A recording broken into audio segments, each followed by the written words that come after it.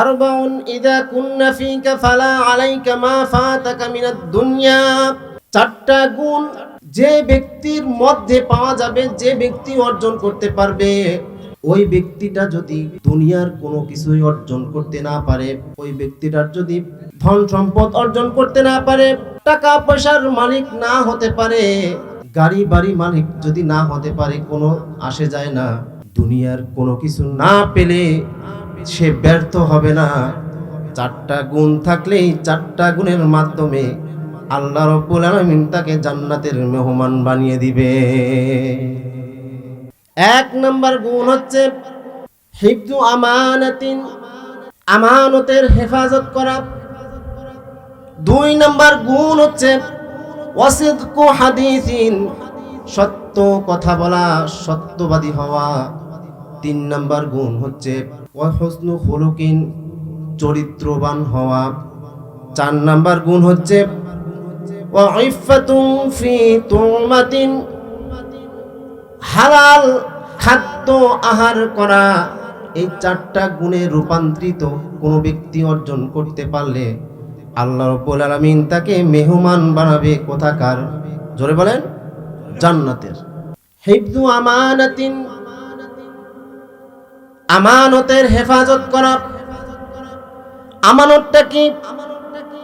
আমানতটা এমন একটা বিষয়, এই আমানতটা আপনার দায়িত্ব থেকেও হতে পারে, আমানত আপনার কথা থেকেও হতে পারে, আমানত আপনার জন্য সন্তান সন্ততিও হতে পারে, আমানত আপনার জন্য বিভিন্ন দায়িত্ব, বিভিন্ন কাজ, বিভিন্ন রকমের কথা হতে পারে। এই সমস্ত আমানত যদি কোনো ব্যক্তি হেফাজত করতে পারে, ওই ব্যক্তির এক নাম্বার গুণ অর্জন হয়ে যাবে। এক নাম্বার আমানতের মধ্যে এক নাম্বার গুণ হচ্ছে দায়িত্ব।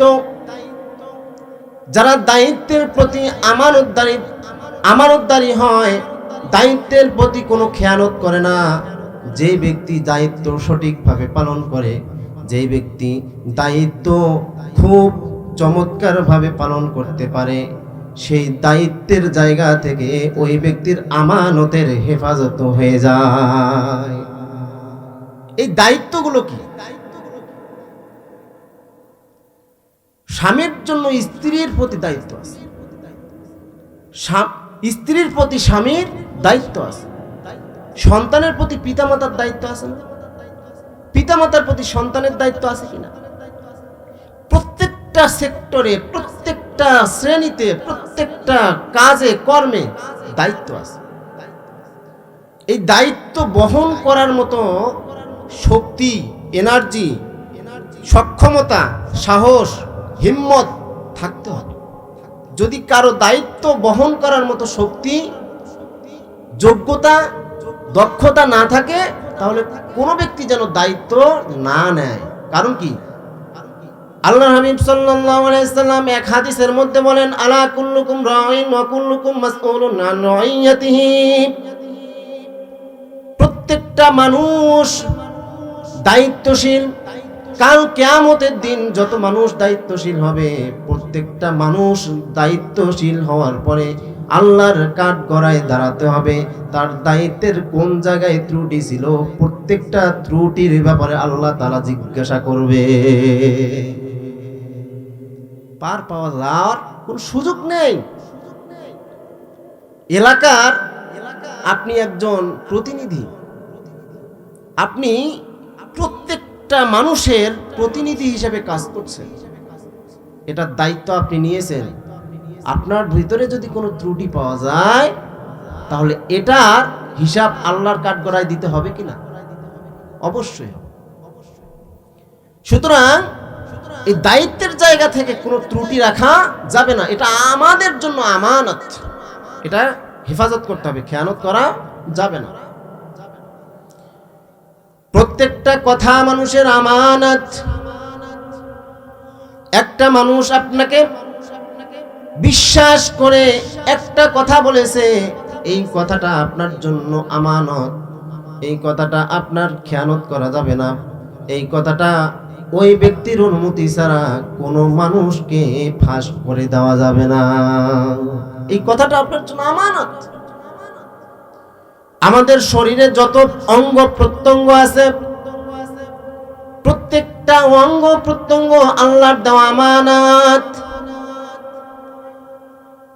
চোখ আমাদের জন্য আমানত, হাত পা আমাদের জন্য আমানত, শরীরের প্রত্যেকটা অঙ্গ প্রত্যঙ্গ আল্লাহ রাব্বুল আলামিন আমাদের জন্য আমানত হিসেবে পাঠিয়েছেন।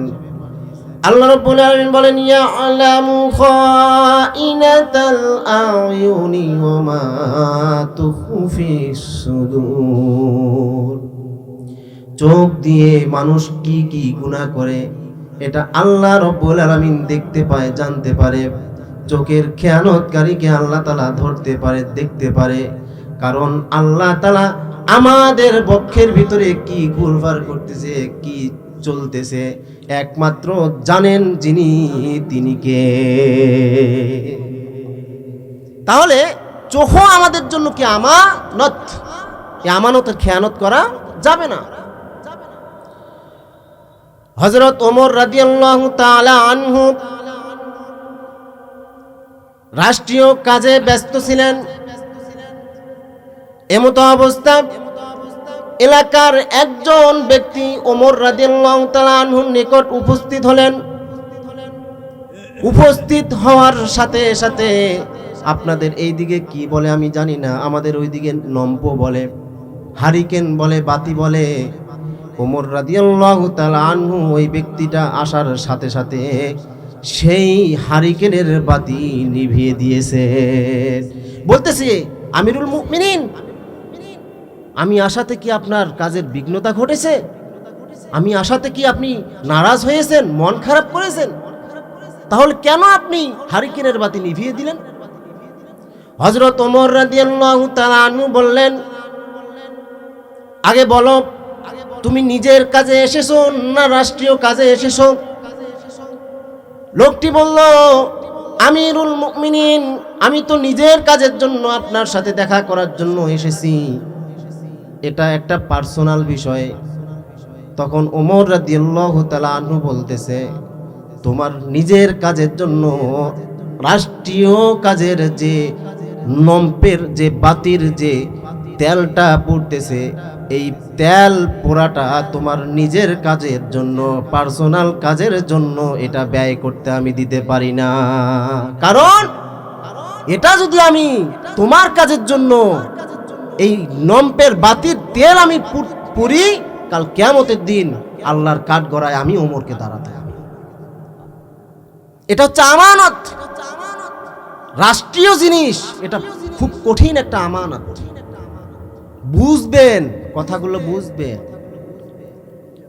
সহজেই এই আমানতের খেয়ানত করলে সহজেই একটা মানুষ পাবে না। আল্লাহ রাব্বুল আলামিন নামাজ ফরজ করে দিয়েছেন,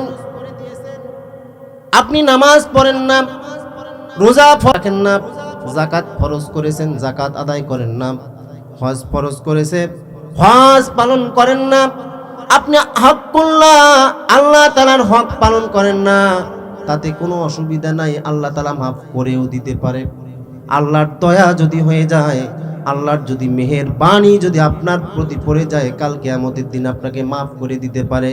কিন্তু হকুল ইবাদ, আল্লাহ হকুল ইবাদ, আপনি যদি কোনো বান্দার হক মেরে খান, আপনি যদি কোনো বান্দার আমানতের খেয়ানত করেন, এই আমানত খেয়ানতকারী ওই ব্যক্তি আল্লাহর দরবারে কোনো মাপ নাই। ওই ব্যক্তির অনুমতি ছাড়া, ওই ব্যক্তির মাপ না নেওয়া ছাড়া আল্লাহর জান্নাতে ওই ব্যক্তি যেতে পারবে না। আমানতের খেয়ানতকারী আল্লাহর জান্নাতে যেতে পারবে না। পক্ষান্তরে আসেন, আমরা সকলেই 5 ওয়াক্ত নামাজ পড়ি, রমজান মাসের রোজা রাখি, যাকাত ফরজ হয়েছে যাকাত আদায় করি, আল্লাহর দেওয়া হজ পালন করতে গিয়ে হজ পালন করে আসি। আমাদের প্রত্যেকটা আমল পুঙ্খানু আমাদের আদায় হয়ে যায়। কিন্তু আমরা যদি কোনো মানুষের 10 টাকাও মেরে খাই, কোনো মানুষকে গালমন্দ করি, কোনো মানুষের আমানত খেয়ানত করি, কাল কিয়ামতের দিন আল্লাহ রাব্বুল আলামিন আপনাকে জান্নাতের সার্টিফিকেট দিয়ে দিবে, জান্নাতের ঘোষণা দিয়ে দিবে, জান্নাতের অনুমতি দিয়ে দিবেন। ওই লোকটা যখন জান্নাতের দিকে চলতে থাকবে, জান্নাতের গেটের সামনে এসে আটকে পড়ে যাবে। যেই ব্যক্তির সাথে আমানত খেয়ানতকারী খেয়ানত করেছে ওই ব্যক্তি দাঁড়িয়ে যাবে, তুমি ঠিক ওই জান্নাতের সার্টিফিকেট পেয়েছো, তুমি আমার কাছে যে আমানতটুকু তোমার কাছে আমি দিয়েছি, যে 500 টাকার নোট তোমার কাছে দিয়েছি, এই 500 টাকার নোট আমাকে দিয়ে তারপর তোমার জান্নাতে তুমি প্রবেশ করতে পারবে, এর আগে আমি তোমাকে যেতে দেব না। আর কিয়ামতের দিন মানুষ টাকা পয়সার লেনদেন টাকা পয়সা দিয়ে হবে না, টাকা কোথায় পাবে? লেনদেন তখন হবে মানুষের গুনাহ দিয়ে, মানুষের নেকি দিয়ে, মানুষের ভালো আমল দিয়ে। যদি আপনি 500 টাকার লেনদেনের আমানত খেয়ানত করেন, তাহলে ওই ব্যক্তিকে 500 টাকা দিতে পারবেন না, বরঞ্চ যে আমলের মাধ্যমে, যে দয়ার কারণে আপনি জান্নাতের সার্টিফিকেট পেয়েছেন, ওই আমলের বিনিময়ে তার আমানত 500 টাকার ঋণ পরিশোধ করে আপনাকে মাহরুম হতে হবে। আপনার হাত তখন শূন্য হয়ে যাবে, আপনি আর জান্নাতে যেতে পারবেন না। এটাই হচ্ছে আমানত খেয়ানত। আমানতের খেয়ানত মারাত্মক একটা গুনাহ। তাহলে আমানতের খেয়ানত করা যাবে? বর্তমান সমাজে আমরা যারা আছি, যারা স্বয়ং সম্পূর্ণ, যারা যোগ্যতা সম্পূর্ণ, যারা দক্ষতা সম্পূর্ণ, যাদের প্রতি ঈমান আছে, যাদের প্রতি আস্থা আছে, যাদেরকে মনে করি যে এই সমস্ত মানুষ আমাদের দায়িত্ব নিতে পারবে, এই সমস্ত মানুষ আমাদের আমানত পুঙ্খানুপুঙ্খানুভাবে আমাদের কাছে পৌঁছিয়ে দিতে পারবে, সেইভাবেই আপনাদেরকে সমর্থন করতে। এটাই বাস্তবতা, না হলে ধরা খেতে হবে ভাই। তাহলে এই আমানত খেয়ানতকারী আল্লাহর জান্নাতে যেতে পারবে না। আমানত খেয়ানতকারী আবার মুনাফিকের আলামত। আমানত খেয়ানতকারী কি? মুনাফিকের আলামত। আল্লাহ নবী সাল্লাল্লাহু আলাইহি সাল্লাম একটি হাদিসের মধ্যে ইরশাদ করেন, আয়াতুল মুনাফিকি সালাসুন। মুনাফিকের সিম্পটম, মুনাফিকের আলামত হচ্ছে তিনটি। তিনটার মধ্যে প্রথম নাম্বারটা হচ্ছে ইযা কাযাবা হাদ্দাসা। যে ব্যক্তি কথায় কথায় মিথ্যা কথা বলে, এই ব্যক্তিটা হচ্ছে মুনাফিকের মুনাফিকের আলামত তার ভিতরে আছে। এই ব্যক্তি আমানত হিসেবে তার কথাকে বিক্রি করেছে, তার কথাকে সত্য কথাটাকে মিথ্যা দিয়ে রূপান্তরিত করেছে। এই আমানত খেয়ানতকারী মুনাফিকের দরজায়, মুনাফিকের কাতারে নাম লিখাবে। এই মুনাফিক আবার জাহান্নামের সর্বনিম্ন স্তরে আল্লাহ রাব্বুল আলামিন পৌঁছায়া দিবেন। বলেন নাউযুবিল্লাহ। আল্লাহ রাব্বুল আলামিন বলেন, ইন্নাল মুনাফিকিনা ফিদ দারকিল আসফালি মিনান নার। নিশ্চয়ই মুনাফিক যারা, তাদের জন্য জাহান্নামের তলদেশে তাদের স্থায়িত্ব রয়েছে, তাদের আবাস স্থল হিসাবে জাহান্নামের তলদেশ পুঙ্খানুপুঙ্খানুভাবে রিজার্ভ করে রেখেছেন। মুনাফিকদের জায়গা সর্বনিকৃষ্ট জাহান্নামের তলদেশ। ইসলামের মধ্যে কাফের বেঈমানেরা যত ক্ষতি করতে পারে নাই, তার থেকে 10 গুণ বেশি ক্ষতি করেছে মুনাফিকেরা। সুতরাং মুনাফিক হওয়া যাবে না। আমানত খেয়ানতকারী হচ্ছে মুনাফিকের আলামত। তাহলে আমাদের আমানতের হেফাজত করতে হবে। যে 4টা গুণের প্রথম নাম্বার গুণ আমি বলেছি, সেটা হচ্ছে হিফজ আমানত, আমানতের হেফাজত করা। 1 নাম্বার গুণ পাইছেন। এবার আসি 2 নাম্বার গুণ।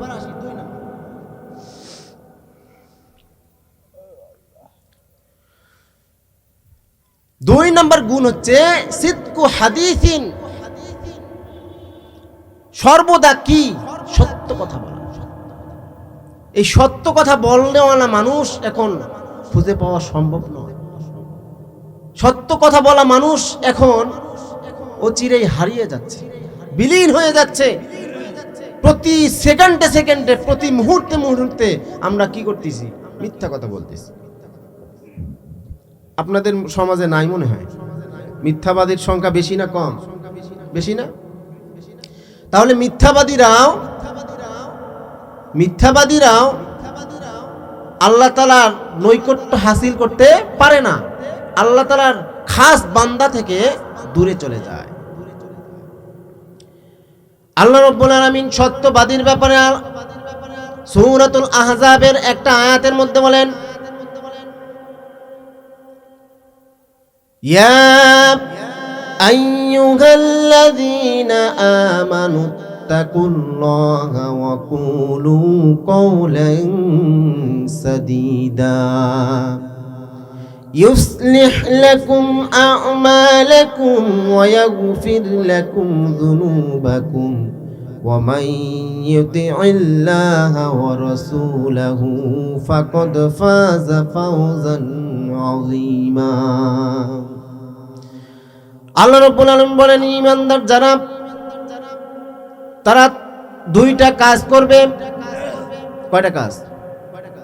দুইটা কাজ। আমরা সবাই ঈমানদার কিনা? আমরা সবাই এখানে যারা আছি সকলেই ঈমানদার, সকলেই মুমিন। এই মুমিন ঈমানদারদেরকে ডেকে ডেকে বলতেছেন, হে মুমিনের দলেরা, তোমরা যদি দুইটা কাজ আমি আল্লাহর জন্য দিয়ে দিলাম, দুইটা কাজ যদি আমার জন্য করতে পারো, আমি আল্লাহ রাব্বুল আলামিন তোমাদেরকে এই দুইটা কাজের উপহার স্বরূপ দুইটি পুরস্কারে পুরস্কৃত করব। বলেন সুবহানাল্লাহ। দুইটা কাজ হচ্ছে ইত্তাকুল্লাহ, আল্লাহকে ভয় করা।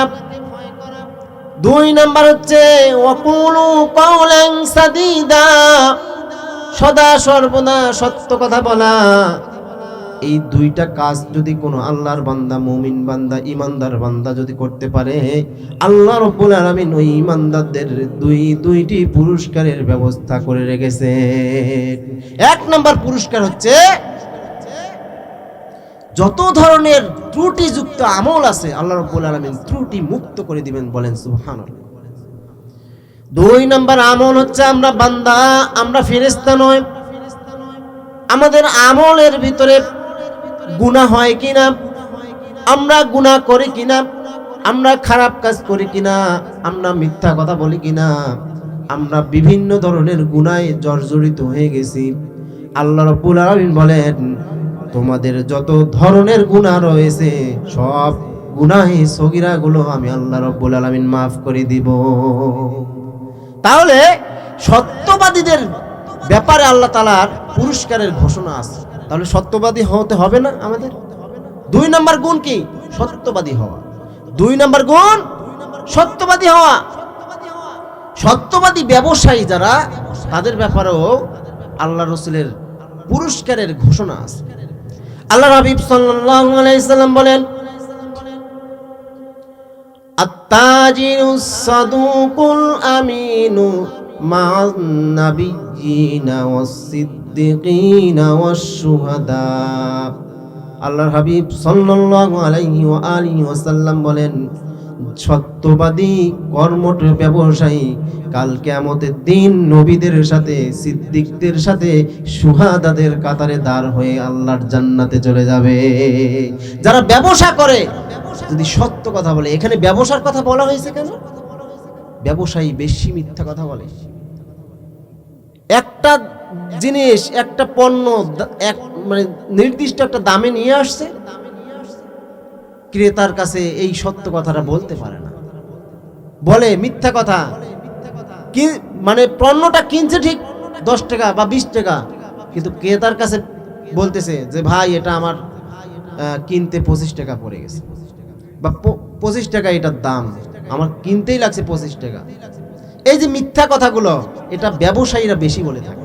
সেই জন্য আল্লাহর হাবিব সাল্লাল্লাহু আলাইহি সাল্লাম এই হাদিসের মধ্যে ব্যবসার কথা বলা হয়েছে। যারা ব্যবসায়ী তারা যদি সত্য কথার সাথে ব্যবসাটা করতে পারে, কাল কিয়ামতের দিন নবীদের সাথে জান্নাতে যাবে, শহীদদের সাথে জান্নাতে যাবে। যারা সত্যবাদী সিদ্দিক, এই সিদ্দিকদের সাথে ওই ব্যবসায়ী সত্যবাদীরা জান্নাতে যাবে। তাহলে 2 নাম্বার আমল, 2 নাম্বার গুণ হচ্ছে ব্যবসা, 2 নাম্বার গুণ হচ্ছে সত্যবাদী হওয়া। এই সত্যবাদী হওয়ার জন্য আমাদেরকে কাজ করতে হবে। আজকে আমরা যেখানেই যাই সত্যবাদী, সত্য কথা ভুলে যাই। সত্য কথা বলতে আমাদের মুখ ব্যথা করে, সত্য কথা আমাদের মুখ থেকে বের হয় না। আমরা অনেকের পিতা মাতা হয়েও সত্য কথা বলতে পারি না। আল্লাহর নবী সাহাবী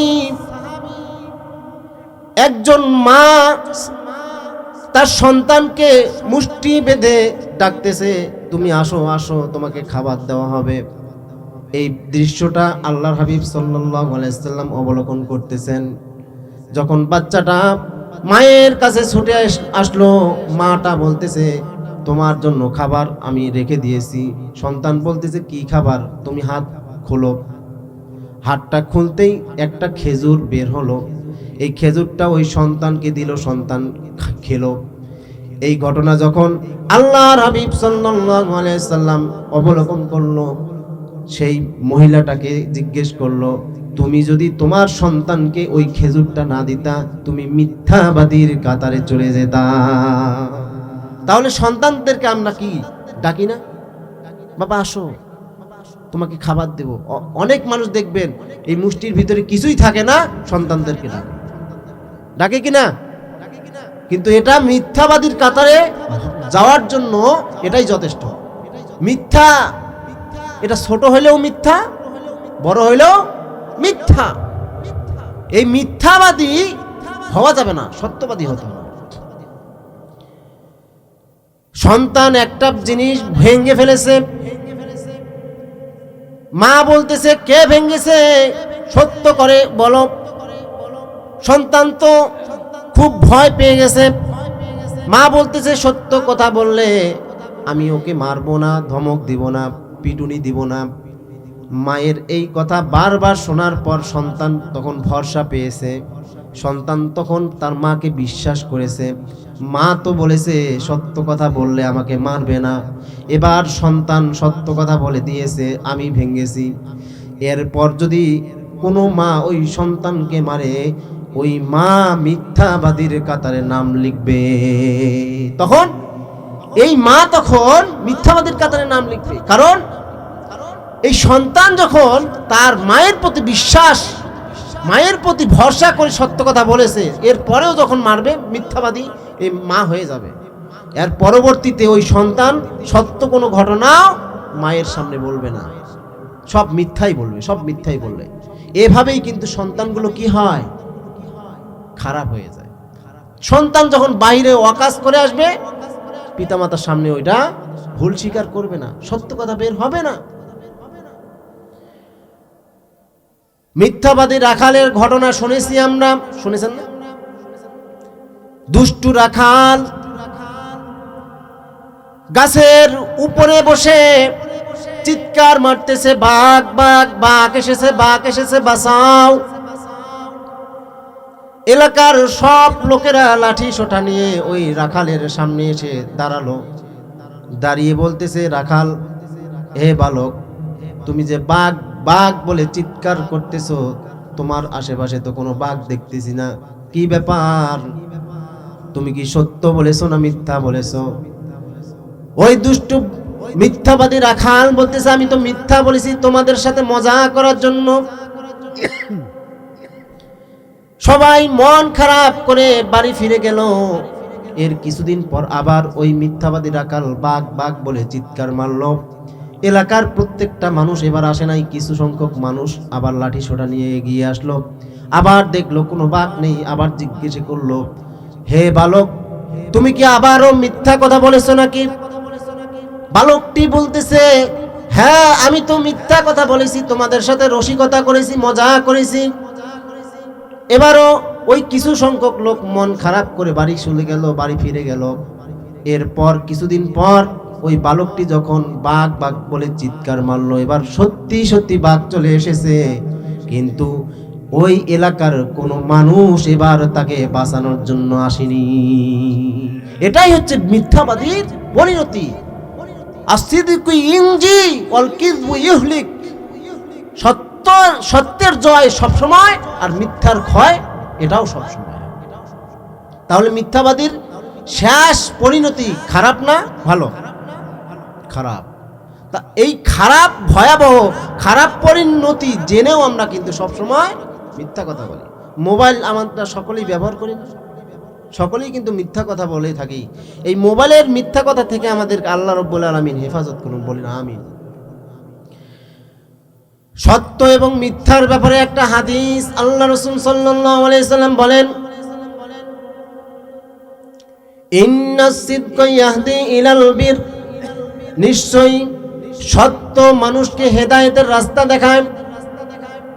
ওয়া ইন্নাল বিররা ইয়াহদি ইলাল জান্নাহ, আর এই হেদায়েতের রাস্তায় যেতে যেতে ওই মানুষটা আল্লাহর জান্নাত পর্যন্ত পৌঁছিয়ে যায়।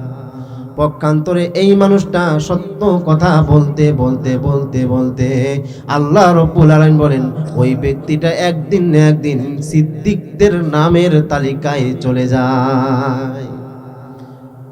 পক্ষান্তরে ওয়াল কিযবু ইয়াহদি ইলাল ফুজুর, যারা মিথ্যা কথা বলে তাদের ধ্বংসের পথে চলতে থাকে, খারাপের দিকে চলতে থাকে। ওয়াল ফুজুরু ইয়াহদি ইলান নার, ওই খারাপের রাস্তাটায় যেতে যেতে ওই মানুষটা জাহান্নামের চূড়ায় পৌঁছিয়ে যায়, ওই মানুষটা জাহান্নামের রাস্তায় চলে যায়। আল্লাহ রাসূল সাল্লাল্লাহু আলাইহি সাল্লাম বলেন যে ওই মানুষটা মিথ্যা কথা বলতে বলতে বলতে বলতে একটা সময় মিথ্যাবাদীর কাতারে তার নামটা উঠে যায়। তাহলে 2 নম্বর গুণ আমি যেটা বলতেছিলাম সেটা হচ্ছে কি, সত্যবাদী হওয়া। কয় নম্বর? 2 নম্বর। 4টা গুণের কথা বলেছিলাম। 1 নম্বর কি? আমানতের হেফাজত করা। 2 নম্বর সত্যবাদী হওয়া। আর কয়টা থাকে? 2টা। 3 নম্বর, আমি আমার কথাগুলো গুছিয়ে আনতেছি, যেহেতু আমাকে একটা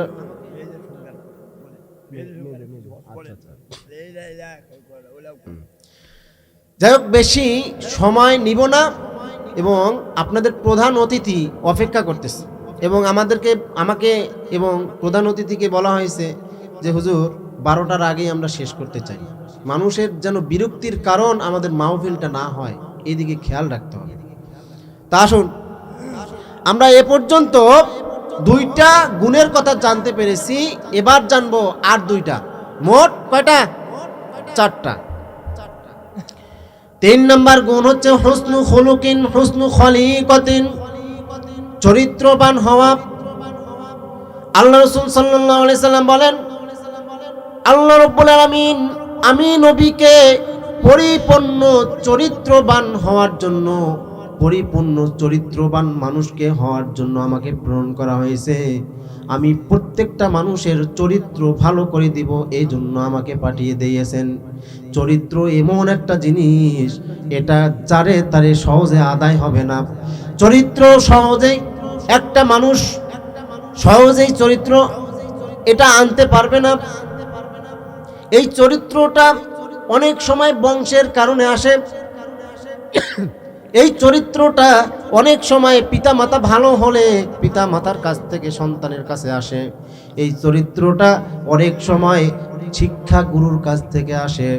চরিত্র যখন একটা ছেলের, একটা মানুষের খারাপ হবে, দেখবেন ওই চরিত্র খারাপওয়ালা ব্যক্তির বাবা মা নিশ্চয়ই চরিত্রবান ছিল না। ওই চরিত্রহীন মানুষটার নিশ্চয়ই শিক্ষা গুরু চরিত্রবান ছিল না। গাছ যেরকম হবে ফল এরকম হবে, পিতা মাতা যেরকম হবে সন্তান ওই রকম হবে। পিতা মাতার চরিত্র ভালো হলে সন্তানের চরিত্র ভালো হয়। এজন্য এই চরিত্র ভালো করার জন্য আমাদের নবী আমাদেরকে শিক্ষা দিয়েছেন। চরিত্র ভালো করার প্ল্যাটফর্ম 1 নাম্বার হচ্ছে মাদ্রাসা। এই মাদ্রাসাগুলোতে আমরা চরিত্রবান সন্তান হিসেবে মানুষকে উপহার দিয়ে থাকি। চরিত্রবান হওয়ার জন্য 2 নাম্বার প্ল্যাটফর্ম হচ্ছে তাবলীগ জামাত। এই তাবলীগের মধ্যে মানুষের চরিত্র ভালো হয়। আপনি একটা মানুষকে এরকম করে উষ্টা মারলেও ওই মানুষটা কষ্ট পাবে না, দুঃখ পাবে না, বরঞ্চ আপনাকেই উল্টা বলবে, ভাই আপনাকে লেগেছে নাকি? কথা বলেন, বলে না? এটা চরিত্র। মানে পূর্ণাঙ্গ চরিত্রবান এই মানুষটা না হলে এই কাজ করে। চরিত্র হওয়ার জন্য আমাদেরকে কাজ করতে হবে। আজকে দেখবেন অমুক ব্যক্তির চরিত্র ফুলের মতো পবিত্র, বলে কিনা? বলে কিনা? আসলে কি তাই? আসলেই কি তাই? যদি গোড়ায় হাত দেওয়া যায় তাহলে কত ভুল, কত সমস্যা বের হয়ে আসে। এগুলা কি করা যাবে? চরিত্রবান ব্যক্তিকে সমর্থন করে। যাদের চরিত্র খারাপ, আজকে এখানে কালকে সেখানে, পরশু অমুক জায়গায় সময় কাটায়, রাত জাগে, রাত কাটায়, এই সমস্ত মানুষকে প্রতিনিধি হিসেবে চয়ন করা যাবে না। এটা ভুল। আমাদেরকে এই দিকেও লক্ষ্য রাখতে হবে। তাহলে চরিত্রবান ব্যক্তির সমর্থন হওয়া চাই, চরিত্রবান হতে হবে আমাদেরকে। আল্লাহ রাসূল সাল্লাল্লাহু আলাইহি সাল্লাম বলেন, কাল কিয়ামতের দিন সবচেয়ে নিকটে ওই ব্যক্তি আমার কাছে থাকবে যেই ব্যক্তির সবচাইতে বেশি চরিত্রবান, যেই ব্যক্তির চরিত্র সবচাইতে সুন্দর, চরিত্র সবচাইতে ভালো। কাল কিয়ামতের দিন আমি রাসূলের সাথে পাশাপাশি থাকবে। তাহলে চরিত্রবান ব্যক্তির ব্যাপারে আল্লাহ রাসূলের সুসংবাদ রয়েছে। এই চরিত্র নিয়ে একটা ইংলিশ একটা সেন্টেন্স আছে, money is lost, nothing is lost. যদি মানুষের টাকা শেষ হয়ে যায়, টাকা নষ্ট হয়ে যায়, টাকা হারিয়ে যায়, টাকা ক্ষতি হয়ে যায়, মানুষের কোনো কিছুরই ক্ষতি হয় না। Health is lost, something is lost. মানুষের শরীরের যদি কোনো ক্ষতি হয়ে যায় তাহলে কিছু না কিছু ক্ষতি হয়ে যায়। But character is lost, everything is lost. মানুষের চরিত্র যদি খারাপ হয়ে যায় তার আর কোনো কিছুই থাকে না, তার সব নষ্ট হয়ে যায়। তাহলে এই চরিত্র খুব ভালো, দামি একটা আমল, দামি একটা জিনিস। আল্লাহ রাসূল সাল্লাল্লাহু আলাইহি সাল্লাম বলেন, কাল কিয়ামতের দিন কোনো আমল মিজানের পাল্লাকে ভারী করতে পারবে না। আপনি নামাজ পড়েছেন, নামাজের পাল্লা আপনাকে ভারী করবে না। রোজা রেখেছেন, রোজার পাল্লা আপনাকে ভারী করাতে পারবে না। আপনি যাকাত দিয়েছেন, আপনি হজ করেছেন, প্রত্যেকটা আমল যদি এক পাল্লায় রাখেন আপনার আমলের এই পাল্লাগুলো ভারী করবে না। যদি আপনার চরিত্র ভালো থাকে, আল্লাহ রাসূল সাল্লাল্লাহু আলাইহি সাল্লাম বলেন, এই চরিত্রের পাল্লাটা, এই চরিত্রের গুণটা ওই পাল্লাকে ভারী করে ফেলবে। সবচেয়ে দামি এবং ওজনদার একটা গুণ সেটা হচ্ছে চরিত্র। 3 নম্বর গুণ চরিত্রবান হওয়া, চরিত্রবান হতে হবে। আজকে আমরা যারা পিতামাতা আছি, আমাদের সন্তান আছে না? ছেলে আছে, মেয়ে আছে। একটা ছেলে বাহিরে গেলে যতটুকু আমরা খেয়াল রাখি, একটা মেয়ে বাহিরে গেলে, বর্তমান সমাজে এমন হয়ে দাঁড়িয়েছে, একটা মেয়ে বাহিরে গেলে ওই রকম খবর রাখি না। আমাদের এলাকার কথাই বলতেছি, কিছু কিছু মায়েরা তার মেয়ে সন্তানদেরকে লেলিয়ে দেয়, বের হয়ে যায়। বর্তমান এই সমাজগুলো আমরা দেখতে পারতেছি। কেন? যদি কারোর সাথে হাত ধরে চলে যায় তাহলে তো আমার টাকা লাগতেছে না। তাহলে কি আমার টাকা লাগবে? এই ইন্টেনশন, এই টেন্ডেন্সি এখন মানুষের মাথায় কাজ করতেছে। কথা মিথ্যা বললাম নাকি? এগুলো আমি অহরহ দেখেছি। পিতামাতা কি করে? লেলিয়ে দেয়। বিশেষ করে মা, মেয়ের মা কি করে? লেলিয়ে দেয় যে যাক, কোথায় যাচ্ছে যাক। এমনকি মেয়ে কোথায় যাচ্ছে এটা জানে, কিন্তু কোনো পদক্ষেপ নেয় না। কারণ টাকা দিতে হবে না। বুঝতে পারছেন বিষয়টা? তো এটা কি চরিত্রবান হইল? চরিত্রবান নারী হইল? চরিত্রবান একজন মেয়ে হইল? এই চরিত্রের কি দাম? এই চরিত্র দিয়ে কি আল্লাহর রসুলের পাশে থাকা যাবে? এই চরিত্রের ওজনটা কি কাল কিয়ামতের দিন পাল্লায়, ওজনের পাল্লায় ভারী করাতে পারবে আমাদের আমল? পারবে না। তাহলে চরিত্রবান হওয়া এটা হচ্ছে 4 নম্বর। চরিত্রবান হতে হবে। 4 নম্বর গুণ হচ্ছে ইফাতুন ফি তুমাতিন, সবচাইতে ভালো একটা গুণ হচ্ছে হালাল খাদ্য আহার করা। হালাল খাদ্য যার ভিতরে যাবে না ওই ব্যক্তির কোনো আমল কবুল হবে না। যদি হারাম কোনো ক্রমে মানুষের ভিতরে চলে যায়, পেটের ভিতরে চলে যায়, ওই ব্যক্তি যত বড়ই আমল করুক না কেন, যত বেশি আমল করুক না কেন, ওই ব্যক্তি কখনো আল্লাহর জান্নাতে যেতে পারবে না। হাদিস আছে, লা তাদখুলুল জান্নাতা জাসাদুন গুযিয়া বিল হারাম। হারাম স্পর্শকারী, হারাম ভক্ষণকারীর ব্যক্তি জান্নাতে কখনো অবস্থান হবে না। হারাম যারা খায় তারা কখনো আল্লাহর নৈকট্য লাভ করতে পারে না। ঘটনা একটা মনে পড়ল, শুনেন। ইব্রাহিম বিন আদহাম রহমতুল্লাহি আলাইহি, নাম শুনছেন? ইব্রাহিম বিন আদহাম তিনি মক্কা থেকে মদিনা পর্যন্ত কত মাইল দূরত্ব? যারা হাজিরা তারা বলতে পারবে। 450, প্রায় 350 থেকে 450 এরকম। এই ইব্রাহিম বিন আদহাম উনি কি করছেন? ওই জায়গায় গিয়ে খেজুর কিনতে গেছেন। আমাদের হাট বাজারে খেজুর পাওয়া যায় না দোকানপাটে, তো ঠিক তেমনি ভাবে ইব্রাহিম বিন আদহাম খেজুর কিনতে গেছে। তো খেজুর কিনতে গিয়ে একটা খেজুর তুলে মুখে দিছে, অনুমতি না নিয়ে কোথায় দিছে? মুখে দিছে। খেজুরও কিনছে, নেওয়ার পরে এই 350 মাইল, তৎকালীন যুগে তো বিমান ছিল না, তৎকালীন যুগে তো গাড়ি ঘোড়া ছিল না, হেঁটে হেঁটে উঠে চড়ে বা হেঁটে হেঁটে এরকম মরুভূমি পাড়ি দিয়ে আবার নিজের গন্তব্যে চলে গেছে। ইব্রাহিম বিন আদহাম রাত্রিকালীন সময়ে শুয়ে পড়ছেন, ঘুমিয়ে গেছেন। আল্লাহ রাব্বুল আলামিন 2টা ফেরেশতাকে পাঠিয়ে দিয়েছেন। 2টা ফেরেশতা, একটা ফেরেশতা আরেকটা ফেরেশতাকে জিজ্ঞেস করতেছেন, ভাই এই ব্যক্তিটার আমলগুলো কিছুদিন থেকে আসমানের উপরে যাচ্ছে না কেন? কোন আমল আল্লাহর দরবারে কবুল হচ্ছে না কেন? অপর আরেকটা ফেরেশতা উত্তর করতেছেন যে ভাই শোনো, কিছুদিন আগে এই ইব্রাহিম অমুক জায়গায় গিয়ে খেজুর কিনতে গিয়ে মালিকের অনুমতি ছাড়া একটি খেজুর মুখের ভিতরে ঢুকাই দিছে। ভাই 10 টাকার বুট দেন।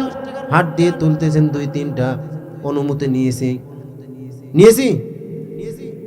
তাহলে একটা খেজুরের ঋণ পরিশোধ করার জন্য যদি ইব্রাহিম বিন আদহাম এত দূর পাড়ি দিয়ে ঋণ পরিশোধ করতে পারে, তাহলে অহরহ এই সমস্ত ভুল আমাদের সমাজে আমরা করি কিনা?